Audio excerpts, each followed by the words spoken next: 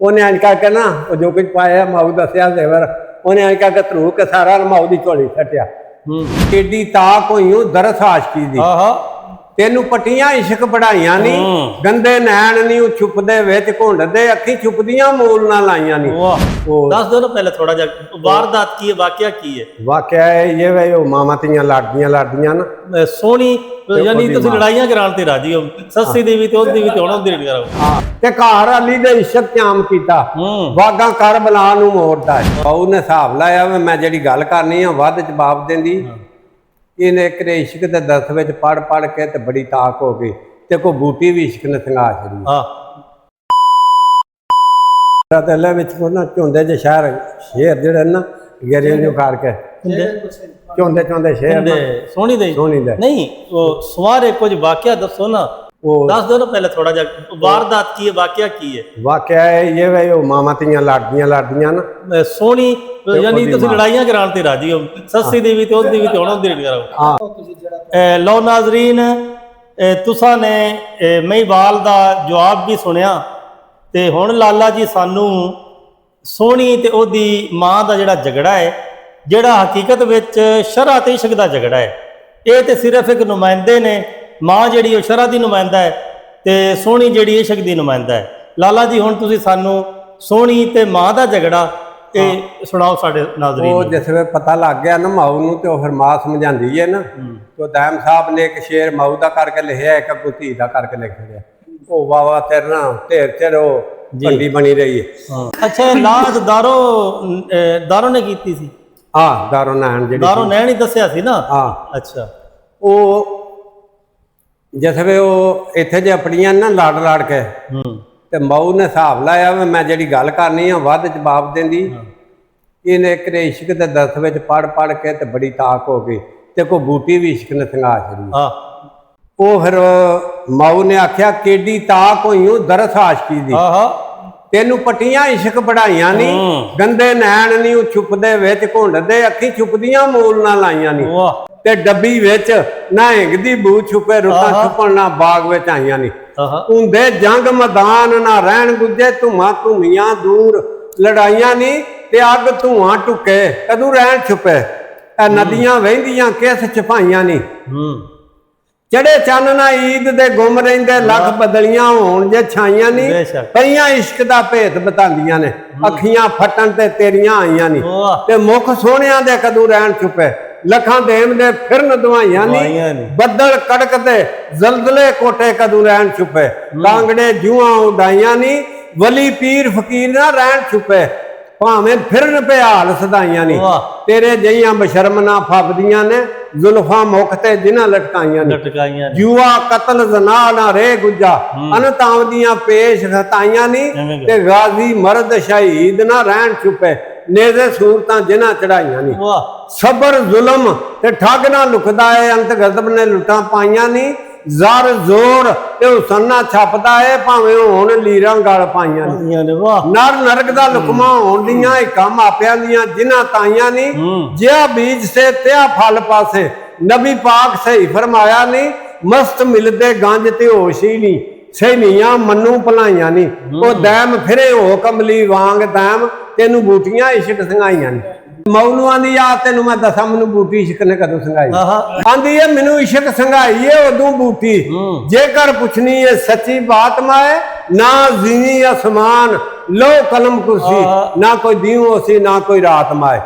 ਨਾ ਕੁਨ ਦਾ ਸਾਥ। ਉਹਨੇ ਆਖਿਆ ਜਿਸ ਵੇਲੇ ਅੱਲਾ ਨੇ ਕੁਨ ਕਿਹਾ ਸੀ ਨਾ ਉਹ ਵੀ ਪਿੱਛੋਂ ਦੀ ਗੱਲ ਹੈ ਮੈਨੂੰ ਇਸ਼ਕ ਉਦੋਂ ਦਾ ਪਹਿਲਾਂ ਨਾ ਕੁਨ ਦਾ ਸਾਜ਼ ਆਵਾਜ਼ ਆਇਆ ਸਾਰਾ ਕਾਇਆ ਨਾ ਮਖਲੂਕਾਤ ਮਾਏ ਐਨ ਇਸ਼ਕ ਸੁਣਾਈ ਸੀ ਬਾਂਗ ਉੱਚੀ ਲਈ ਆਸ਼ਕਾਂ ਮਲ ਜਮਾਤ ਮਾਏ ਕੁਨ ਥੀ ਕੰਦਮ ਮਖਫੀ ਖੁੱਲ ਗਿਆ ਤੇ ਜ਼ਾਹਰ ਹੋ ਗਈ ਰੱਬ ਦੀ ਜ਼ਾਤ ਮਾਏ जैसे जनाब आए पता लगा वे अल्लाह भी आए ਜ਼ਾਹਰ ਹੋ ਗਈ ਰੱਬ ਦੀ ਜ਼ਾਤ ਮਾਏ ਨਬੀ ਪਾਕ ਰਸੂਲ ਮਹਬੂਬ ਹੋਏ ਮਿਲੀ ਅਵਲ ਤੂੰ ਇਸ਼ਕ ਬਰਾਤ ਮਾਏ ਮੁੰਡੂ ਇਸ਼ਕ ਤੇ ਸਿਲਸਿਲਾ ਸ਼ੁਰੂ ਹੋਇਆ ਡਿੱਠੀ ਯਾਰ ਦੀ ਯਾਰ ਨੇ ਝਾਤ ਮਾਏ ਤੇ ਜਦੋਂ ਇਸ਼ਕ ਮਰੋੜ ਦੇ ਵਿੱਚ ਆਈ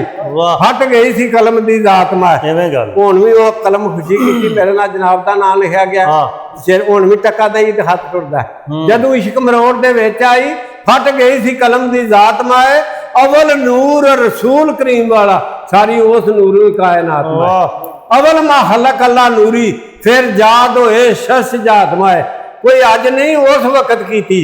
ਰੂਹਾਂ ਨਾਲ ਰੂਹਾਂ ਮੁਲਾਕਾਤ ਮਾਏ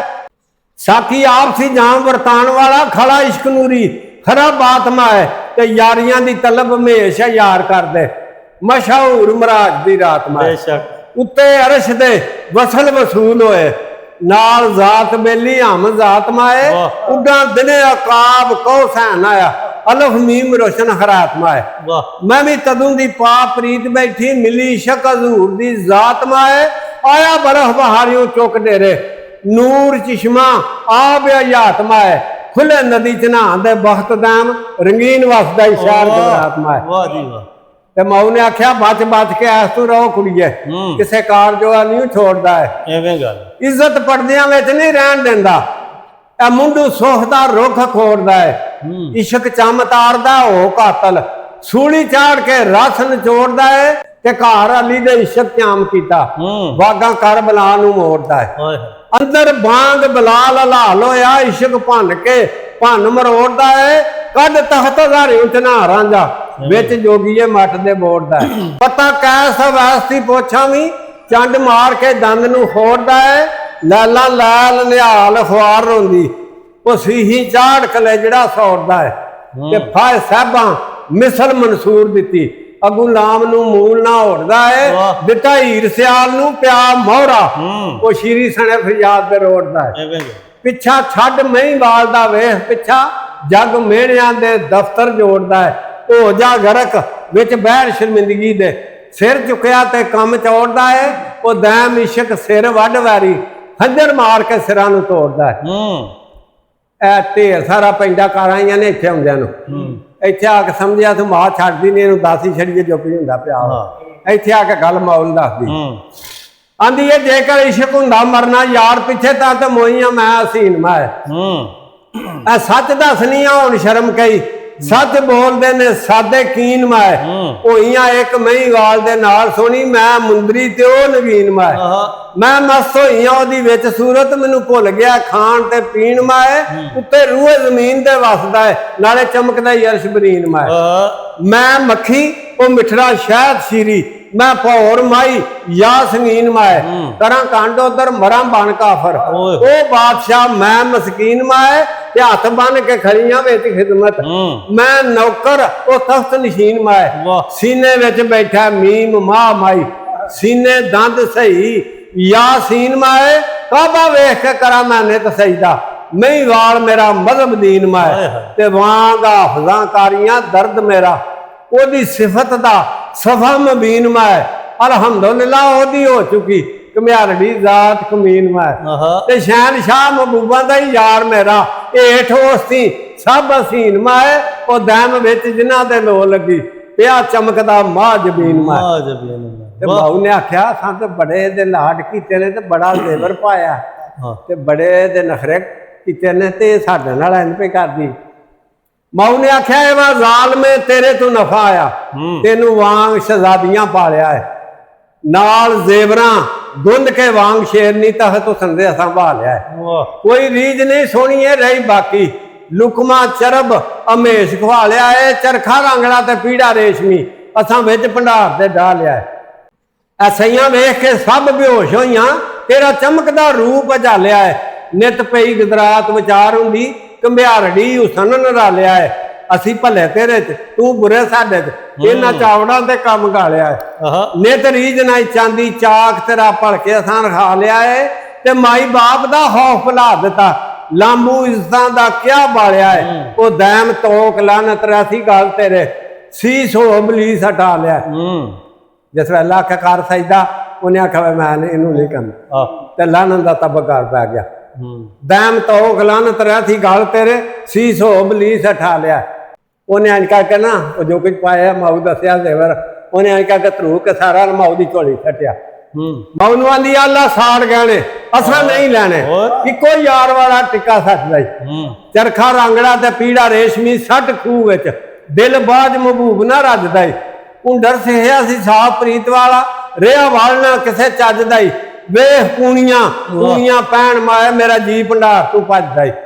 ਤੇਰੇ ਪਾਲ ਵਹਾਬ ਸਾਂ ਮਿਹਣਿਆਂ ਨੂੰ ਉਹ ਸੁਖਨ ਯਾਦ ਰੱਖੀ ਮੇਰਾ ਅੱਜ ਦਾ ਨਹੀਂ ਚਿੰਤਾ ਤੁਧ ਨੂੰ ਸ਼ਰਮ ਤੇ ਇੱਜ਼ਤਾਂ ਦੀ ਮੈਨੂੰ ਫਿਕਰ ਇਕਰਾਰ ਦੀ ਲੱਜਦਾ ਨਹੀਂ